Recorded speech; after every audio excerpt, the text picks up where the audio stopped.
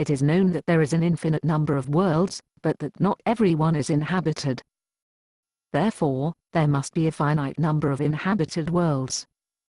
Any finite number divided by infinity is as near to nothing as makes no odds, so if every planet in the universe has a population of 0, then the entire population of the universe must also be 0, and any people you may actually meet from time to time are merely the products of a deranged imagination. As much as I love atoms, there's a flaw there. If there are an infinity of worlds, but only some with life on them, it does not necessarily follow that the number of life-bearing worlds is finite. Since infinity goes on ever, there is always another planet, which means there is always another planet with life, and thus, an infinite number of life-bearing worlds. Infinity is slippery that way.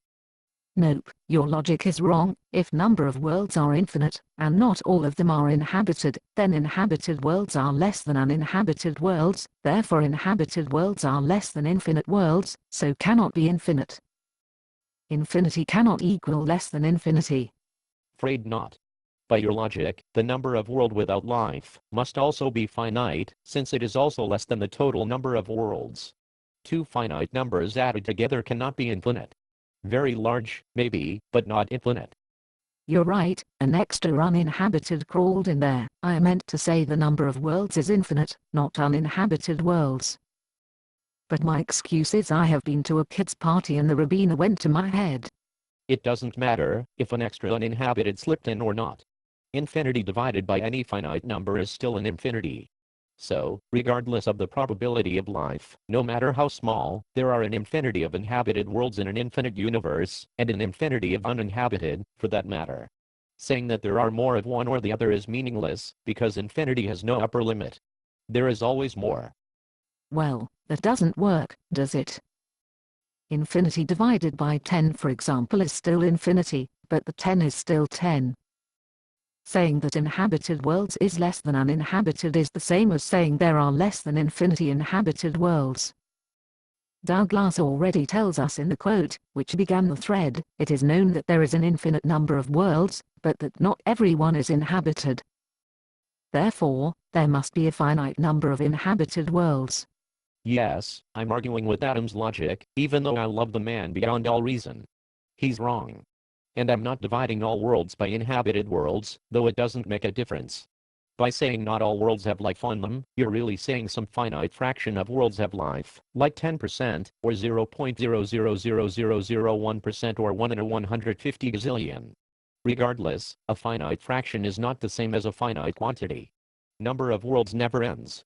There are an endless number of 150 gazillions in infinity, which means there are an endless number of the 1 part 2.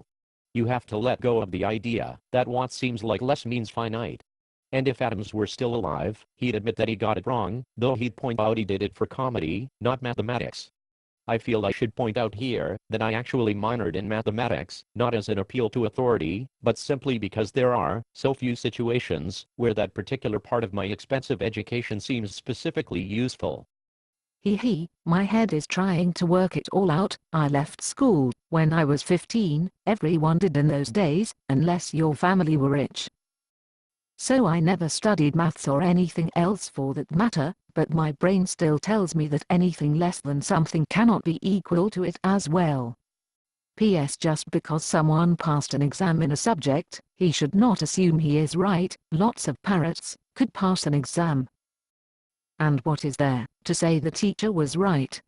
That's the beauty of infinity. It doesn't follow the rules of less and more. Intuitive, finity-based thinking fails. How do you know?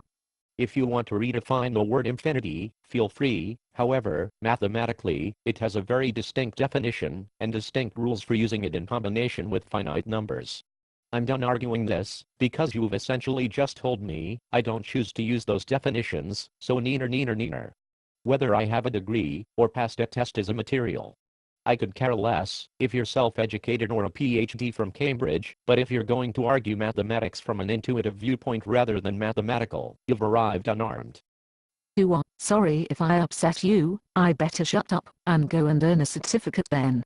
I'm not upset in the least, and you completely missed my point if you think I told you to earn a certificate. However, this is not a topic open to interpretation or subjective opinion.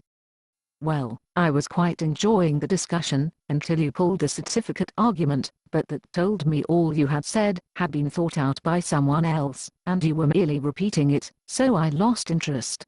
Oh, so mathematics is beneath your contempt, because it has well-defined rules and principles that have been known for hundreds or even thousands of years? Good thing it doesn't require your belief in it to work, since virtually everything humans have enjoyed after mud caves and pointy sticks derives from applied mathematics. Well, people with certificates used to bring up Newton, until Einstein replaced him. These people are not infallible, and that is why their work is called a theory, and not a set-in-stone fact. Okay, well, when you have that proof worked up, I'll have a look at it. But, just to be pedantic, Einstein and Newton did not redefine mathematics, they redefined physics. Well, I know that, but it just goes to show that we can believe that the Earth is flat for centuries, then suddenly. There is the other thing though, where mathematicians have proved stuff, then all of a sudden someone points out the paradoxes nobody noticed before. Yep, and sometimes it goes the other way, and someone actually proves from its last theorem. But we're really not talking about any of that. We're arguing about something that could never be proven, because you could never, by definition, actually count an infinity of anything. My argument is, and always was, that while I find atoms hilarious and dry in that inimitable Brit way, the math was wrong, by definition. A percentage of infinity, no matter how small a percent, is itself infinite. Mathematics is way too illogical for me. The human brain is incapable of understanding infinity, yet some say they can prove there are different sizes of it.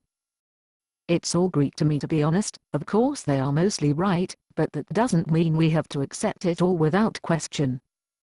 That bloke Castor, Cantor, can't quite remember his name, was manic depressive, and blamed it on the fact that people wouldn't believe him when he said he had proved that God had shown him the theories he had come up with, or something along those lines. Oh, and as regards my unfortunate appeal to my credentials, I included it to illustrate that I have had some experience with comprehending infinity as a matter of study. I suppose it'd be like the supposition that an architecture degree doesn't necessarily make one a good architect, nor does it mean that someone lacking the degree couldn't design a safe, stable structure. But I know which I'd hire to design my house. Since we appear to be wrapping this up, one last thing. Einstein didn't disprove Newton. Newton's theories still apply, up to about 1/3 the speed of light. Einstein's work extends our understanding, it doesn't make Newton wrong.